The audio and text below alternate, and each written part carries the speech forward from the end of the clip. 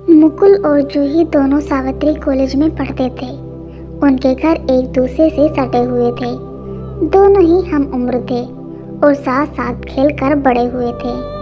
दोनों के परिवार भी आधुनिक संपन्न और स्वच्छ विचारों के थे, इसलिए उनके परिवार वालों ने कभी भी उनके मिलने जुलने और खेलने कूदने पर कोई प्रतिबंध नहीं लगाया था। इस प्रकार मुकुल और जूही साथ साथ पढ़ते लिखते खेलते कूदते अच्छे अंकों के साथ हाई स्कूल पार कर गए थे। इधर कुछ दिनों से मुकुल अजीब सी परेशानी महसूस कर रहा था। कई दिनों से उसे अजीब एहसास हो रहा था। जूही को भी यह एहसास हो गया था कि मुकुल की निगाहें बार बार उसके शरीर का अवलोकन करती हैं। कभी कभी तो उसे यह सब अच्छा लगता, लेकिन कभी कभी काफी बुरा लगता था। यह सहज आकर्षण धीरे धीरे ना जाने कब प्यार में बदल गया। इसका पता ना तो मुकुल और जूही को पता चला और ना ही उसके परिवार वालों को, लेकिन यह बात निश्चित थी कि मुकुल को जूही अब कहीं अधिक खूबसूरत, आकर्षण और लाजवाब लगने लगी थी। दूसरी तरफ जूही को भी मुकुल अधिक स्मार्ट, होशियार और अच्छा लगने लगा था। दोनों किसी फिल्म के नायक नायिका की छवि दिखते थे। बात यहाँ तक पहुँच गई जब इस वर्ष वैलेंटाइन डे पर दोनों ने एक दूसरे को न सिर्फ ग्रीटिंग कार्ड्स दिए, बल्कि दोनों के बीच प्रेम भरे एसएमएस का भी आदान प्रदान हुआ। इसके बाद तो एक दूसरे के प्रति उनकी झिझक खुलने लगी। फिर दोनों प्यार का इजहार करने लगे थे और साथ ही फिल्मी स्टाइल में एक दूसरे से प्रेम भरी नोक-झोंक भी करने लगे। हालात यहाँ तक पहुँच गए कि पढ़ते समय भी दोनों एक दूसरे के ख्यालों में ही डूबे रहते। अब किताबों के पन्नों पर भी उन्हें एक दूसरे की तस्वीर नजर आ रही थी। इसके चलते उनकी पढ़ाई लिखाई पर भी असर पड़ना स्वाभाविक था। इंटर पास करते करते दोनों के आकर्षण और प्रेम की डोर तो मजबूत हो गई थी, लेकिन पढ़ाई का ग्राफ काफ़ी नीचे गिर गया, जिसका असर उनके परीक्षा फल में नजर आया। नंबर कम आने पर दोनों के परिवार वाले चिंतित तो थे, लेकिन वे कम नंबर आने का असली कारण नहीं खोज पा रहे थे। इंटर पास करके मुकुल और जूही ने डिग्री कॉलेज में प्रवेश लिया तो उनके प्रेम को और विस्तार मिला। अब उन्हें मिलने जुलने के लिए कोई जगह तलाशने की आवश्यकता नहीं थी। कॉलेज की लाइब्रेरी, कैंटीन, पार्क, गपशप और उनके प्रेम इजहार के लिए उम्दा स्थान थे। इस प्रकार मुकुल और जूही का प्रेम परवान चढ़ता ही जा रहा था। किताबों में पढ़कर और फिल्में देखकर वह प्रेम का इजहार करने के नायाब तरीके सीख रहे थे। नया अंदाज उसने एक पत्रिका में भी पढ़ा ही था, फिल्मों में भी देखा था। उसने पढ़ा था कि इस प्रकार कलात्मक अंदाज से प्रेमिका काफ़ी प्रभावित होती है और फिर वह अपने प्रेमी के ख्यालों में ही डूबी रहती है। इस कलात्मक अंदाज को उसने इस वैलेंटाइन डे पर आजमाने की कोशिश की। शीशे के सामने खड़े होकर उसने खूब अभ्यास किया। जूही तो जैसे तैयार ही बैठी थी। मैसेज पाते ही वह चहकती हुई छत की तरफ दौड़ी। वह प्रेम की उमंगे तरंगों में डूबी हुई थी और वैसे भी प्रेम कभी छिपाए नहीं छिपता। जूही को इस प्रकार छत की ओर दौड़ता देख उसकी मम्मी का मन शंका से भर गया।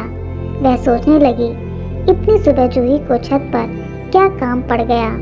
अभी तो धूप भी अच्छी तरह से नहीं खिली। उनके मन में खलबली मच गई। वह यह देखने के लिए कि जूही इतनी सुबह छत पर क्या करने गई है, उसके पीछे पीछे छुपके से छत पर पहुंच गई। वहां का दृश्य देखकर जूही की मम्मी के पैरों तले जमीन खिसक गई। जूही के सामने मुकुल घुटनों टेके गुलाब का फूल लिए अपने प्यार का इजहार कर रहा था। वह बड़े ही प्रेम से बोला, जूही डार्लिंग, आई लव यू। थोड़ी देर बाद जूही उमंग तरंग में डूबी हुई प्रेम रस में सराबोर गाना गुनगुनाती हुई नीचे आ गई। इस समय वह इतनी खुश थी मानो सारा जहां उसके कदमों में आ गया हो। इस समय उसे कुछ भी नहीं सूझ रहा था। उसकी मम्मी को भी समझ नहीं आ रहा था कि वे उसके साथ कैसे पेश आए। उनके मन में आ रहा था कि जूही के गाल पर थप्पड़ मारते मारते उन्हें लाल कर दें। दूसरे ही पल उनके मन में आया कि नहीं, इस मामले में उन्हें समझदारी से काम लेना चाहिए। उन्होंने शाम को जूही के पापा से ही बात करके किसी निर्णय पर पहुंचने की सूझी। उधर आज दिन भर जूही अपने मोबाइल पर लव सॉन्ग सुनती रही। शाम को जब जूही की मम्मी ने जूही के पापा को सुबह की पूरी घटना बताई तो वे भी सन्न रह गए। फिर भी उन्होंने धैर्य से काम लेते हुए कहा, निशा तुम चिंता मत करो, जूही युवावस्था से गुजर रही है और यह युवावस्था का सहज आकर्षण है। क्या हमने भी ऐसा ही नहीं किया था? राजेंद्र तुम्हें तो हर वक्त मजाक ही सोचता है। यह जरूरी तो नहीं कि जो हम करें वही हमारी संतानें भी करें। निशा मेरे कहने का तात्पर्य यह नहीं है कि बच्चों के भविष्य को ध्यान में रखकर कोई कदम ही ना उठाया जाए। मैं आज ही मुकुल के पापा से बात करता हूँ। बच्चों को समझाने से ही कोई हल निकलेगा। जूही के पापा ने मुकुल के पापा से मिलने का समय निकाला और फिर उनसे मिलने उनके घर गए।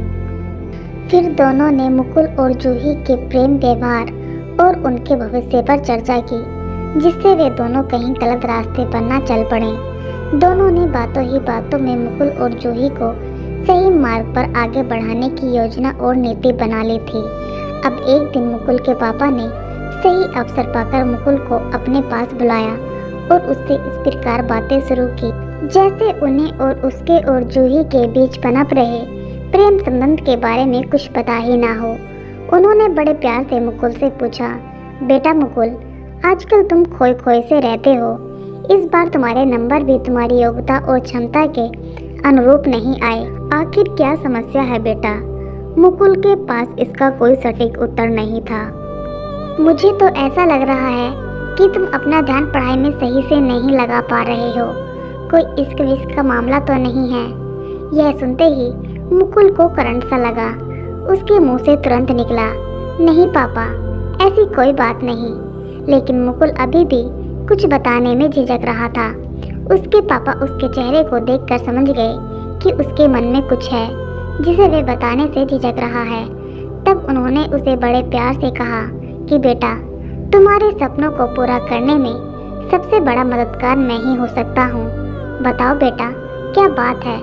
अपने पापा को एक दोस्त की तरह बातें करता देख मुकुल की झिझक खुलने लगी। तब उसने भी जूही के साथ चल रहे अपने प्रेम कहानी को सहज रूप से स्वीकार कर लिया। इस पर मुकुल के पापा ने कहा, मुकुल, तुम एक समझदार बेटे हो जो तुमने सच्चाई स्वीकार की। मुझे जूही से तुम्हारी दोस्ती पर किसी भी तरह से कोई भी ऐतराज नहीं। बस मैं तो सिर्फ इतना कहना चाहता हूँ कि तुम यदि जूही को पाना चाहते हो तो सबसे पहले उसके लायक तो बनो। तुम जूही को तभी पा सकते हो जब अपने करियर को संवार लो और कोई अच्छी नौकरी व पद प्राप्त कर लो। बेटा, यदि तुम अपना और जूही का जीवन सुखी बनाना चाहते हो तो तुम्हें अपना करियर संवारना ही होगा, अन्यथा जूही के पेरेंट्स तुम्हें स्वीकार नहीं करेंगे। इस दुनिया में असफल आदमी का साथ कोई नहीं देता। यह सुनकर मुकुल ने अभावेश में कहा, पापा, हम एक दूसरे से सच्चा प्यार करते हैं, कभी हम एक दूसरे से जुदा नहीं हो सकते। बेटा, तुम दोनों को जुदा कौन कर रहा है? मैं तो बस इतना कह रहा हूँ कि यदि तुम जूही से जुदा नहीं होना चाहते हो तो उसके लिए कुछ बनकर दिखाओ, अन्यथा कितने ही सच्चे प्रेम की दुहाई देने वाले रिश्ते हों, अनमेल होने पर टूट और बिखर जाते हैं। यदि तुम ऐसा नहीं चाहते हो तो जूही की जिंदगी में खुशबू महकाने के लिए तुम्हें कुछ बनकर दिखाना ही होगा। पापा, आपकी बात मुझे समझ आ गई। हम जिस चीज़ को चाहते हैं उसके लिए हमें उसके लायक बनना ही पड़ता है, नहीं तो वह चीज़ हमारे हाथ से निकल जाती है। अभी तक मैं अपना बेशकीमती समय यूं ही गाने सुनने और फिल्में देखने में गंवा रहा था। अब मैं अपना पूरा समय अपना कैरियर संवारने में लगाऊंगा।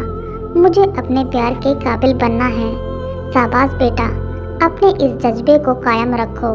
अपने पढ़ाई में पूरा मन लगाओ, अपना कैरियर संवारो। मात्र सपने देखने से कुछ नहीं होता, उन्हें हकीकत में बदलने के लिए प्रयास और परिश्रम करना ही पड़ता है। जूही को पाना चाहते हो तो जूही के काबिल बनो। पापा, आपने मेरी आंखें खोल दी हैं। मैं आपसे वादा करता हूँ कि मैं ऐसा ही करूँगा। ठीक है बेटा, तुम्हें मेरी सलाह समझ में आ गई। मैं एक दोस्त और मार्गदर्शन के रूप में तुम्हारे साथ हूँ। इसी प्रकार की बातें जूही के पेरेंट्स ने भी जूही को समझाई। इसका असर जल्द ही देखने को मिला। मुकुल और जूही एक दूसरे को पाने के लिए अपना अपना कैरियर संवारने में लग गए। अब वे दोनों अपनी पढ़ाई ध्यान लगाकर करने लगे। जूही और मुकुल के पेरेंट्स भी यह देखकर काफ़ी खुश थे कि उनके बच्चे सही राह पर चल पड़े हैं और अपना अपना भविष्य उज्जवल बनाने में लगे हैं।